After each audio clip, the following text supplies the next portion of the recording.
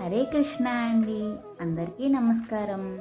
ఈరోజు మనం ఈ వీడియోలో ప్రశాంతంగా ఉండాలంటే ఎలా మాట్లాడాలో అన్న విషయం గురించి భగవద్గీత ఏం చెబుతుందో తెలుసుకుందాం. మనం మాట్లాడేటువంటి ప్రతి మాట కూడా మొదటగా అది సత్యమా కాదా అన్న విషయం చూసుకోవాలి. సత్యమైతే మాత్రమే మాట్లాడాలి. ఇంకా రెండవది, మనం మాట్లాడేటువంటిది సత్యమైనా కూడా ప్రియమైనటువంటి విషయం కాకపోతే అది మాట్లాడకూడదు.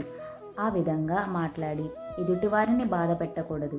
ఇంకా మూడవది, మనం మాట్లాడేది హితకరమా కాదా అంటే ఎదుటివారికి అది ఉపయోగకరంగా ఉంటుందా లేదా అన్న విషయం చూసుకుని మాట్లాడాలి.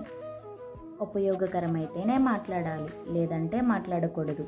ఈ విధంగా మన వాక్కుని నియంత్రిస్తూ ఎల్లప్పుడూ శ్రీకృష్ణ భగవాను యొక్క కథలను లీలను చెప్పుకుంటూ ఆయన యొక్క కీర్తనలను పాడుకుంటూ ఆయన యొక్క నామాన్ని స్మరిస్తూ ఉంటే మన వాక్కుని భగవంతుని సేవకు ఉపయోగించిన వారిమి అవుతాము. అలా చేయడం ద్వారా మన మనసు శుద్ధిపడి మనకు నిజమైన శాంతి లభిస్తుంది. హరే కృష్ణ.